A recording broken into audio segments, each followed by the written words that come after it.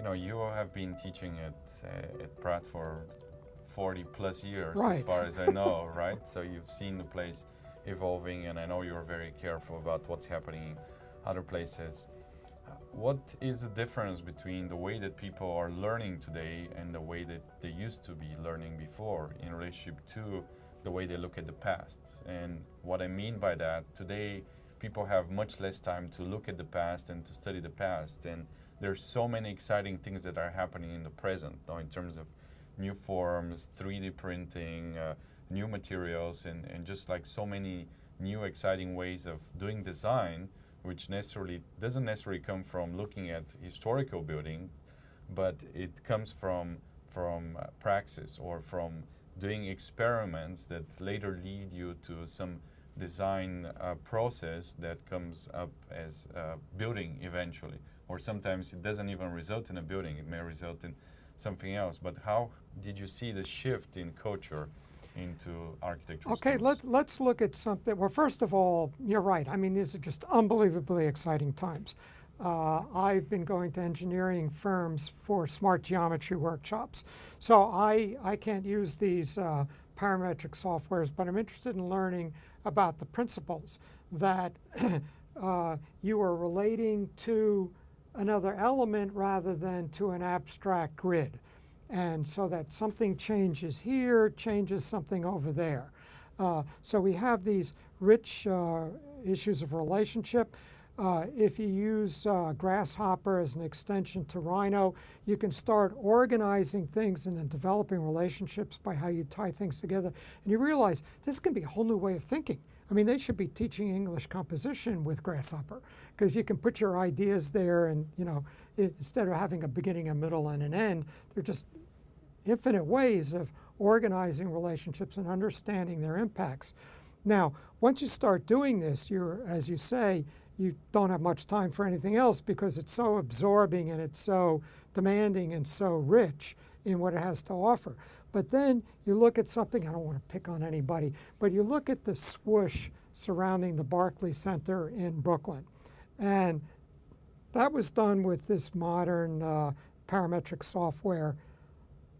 I think it's so awkward in terms of the understanding the way curves can happen. And maybe if these architects spend more time looking at something like Audrey Beardsley and the Art Nouveau curves and sort of absorbing those and understanding them, because there's a lot of awkward stuff going on these days in the way these things are done. Now you take somebody like Frank Gehry, who famously crumples paper and then it's scanned and it goes into the computer and then you can manipulate it. I think it's very well done, very successful in terms of the families in which those curves exist. But it's not easy, and if architects look at good examples, absorb them, I think we're going to get better buildings than we're getting now. Absolutely. And speaking about Frank Lloyd Wright, because Frank Lloyd Wright is the topic of your lecture, I wanted to reflect a bit about the importance that Frank Lloyd Wright has on the present moment, and is he still, the hero of the early 20th century as he was before? Like, what are the lessons that we can take, the most relevant lessons that we can take from Frank Lloyd Wright, learn from them, and eventually apply them to the present moment? So let's have some fun with history. Let's start with, I was a student at University of Pennsylvania, and somebody joined, the graduate program there was 1 year with Louis Kahn. So one of those students I was speaking to, and he said, well, just to pick on one of my colleagues, he was at Harvard, and first they caught him with a Frank Lloyd Wright book on his desk, and he got a warning. And then he put a curve in one of his buildings, and that was it. He had to leave. He was thrown out. So we have to understand that architecture is a religion, and it can sometimes be very orthodox and dogmatic. And so Frank Lloyd Wright was not in favor among the modernists. Now, various reasons. First of all, there is a 19th century feel to Frank Lloyd Wright's architecture. He never gets away from a kind of ornamented effect. And so when you get, if you look at, for example, houses by Schindler in California, they are very much inspired by Frank Lloyd Wright. They have his open plan, but then where Frank Lloyd Wright would have, a kind of detailing in the window mullions, Schindler is just floor-to-ceiling sheet of solid pure glass. And Wright would never do that. So the Europeans turned on him for being not modern enough, but then also there's a way in which a subsequent generation has to destroy the father, has to kill the father, because it's such a dominance that there's nothing for them to do. And so we see Wright, if you look at from the time of Frank Lloyd Wright's death, which is 1959, so it's just around numbers, 1960 to 1980, there were maybe half a dozen Frank Lloyd Wright books published. Now there's a half a dozen a month. So once that he was far enough in the past that he was no longer a threat, even though Peter Eisenman doesn't talk about Frank Lloyd Wright, you can certainly see that he's looking at him. And Jenks did a book on Frank Lloyd Wright and Michael Graves called Kings of Infinite Space. So by the time we get to this more recent generation, they can start looking at Frank Lloyd Wright again.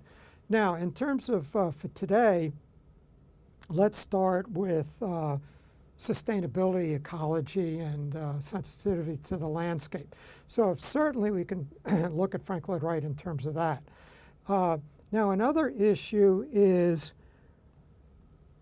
how we see the Western notion of a human being as, so if we look at humanism and we say there are three things: God, man, and nature. So the medieval Europe sees God as central, and then God creates human beings, and then human beings have domain over nature. So there's this three-level hierarchy. In humanism, the human being is prominent and central. God is a function of the human imagination, and human beings understand and control and conquer nature. So in the East, again, we're talking kind of archetypal East, but when we look at the Frank Lloyd Wright lectures I gave, we'll see a brief mention of Katsura Imperial Villa in Japan, and as you point out, Frank Lloyd Wright had visited Japan. The notion in Shintoism is that, which is sort of the native Japanese religion, is that the human being is a natural animal and spirit is in all things. So God, man, and nature are one integrated thing. They aren't three things. Now, think of what we call deep ecology today, where ecology is not just, oh, let's be careful, but really a metaphysical granting of a metaphysical stature to nature, very much like the Japanese idea.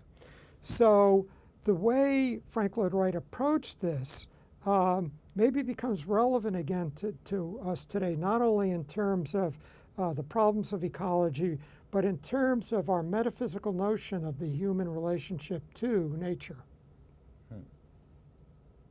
Amazing.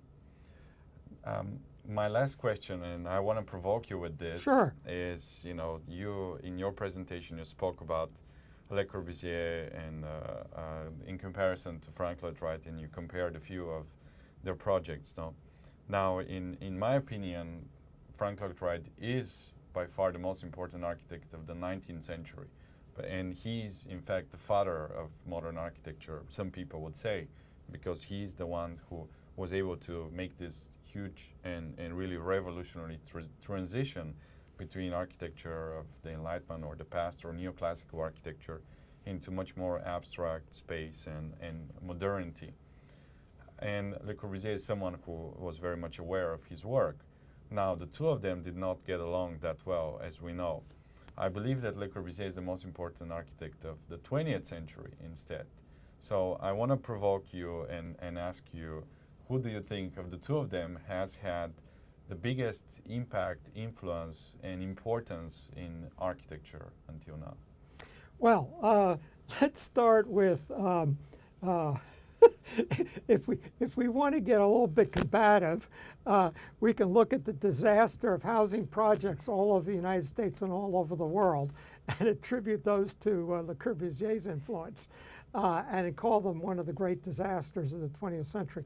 But that aside, in terms of who's more influential, in around 1960, my mother said something interesting, which is she said, at the time, Hemingway had just written Old Man and the Sea, and all the intellectuals were arguing, does he still have it?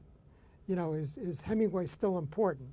And my mother said, I think in the future Kafka is going to be important and Hemingway will not be important. And she was right. So it's continually changing, who's important, who's influential, etc. We had this discussion about 20 years ago with Rayner Banham when he was visiting Pratt, and his point was that he looked at how many footnotes there were in his textbook, and Le Corbusier had far more footnotes than Frank Lloyd Wright did. So on that basis, Le Corbusier was more influential. I think it should really come down to a matter of personal preference. There are, obviously you can argue, and you'd have to count the footnotes, but to our audience, I will say, which one resonates for you? And leave it at that. Thank you, John, for joining us. It's been a pleasure to have you here in our studios, and hope to see you again for other lectures and our other courses by Open Online Academy. Great, thank you. Thanks.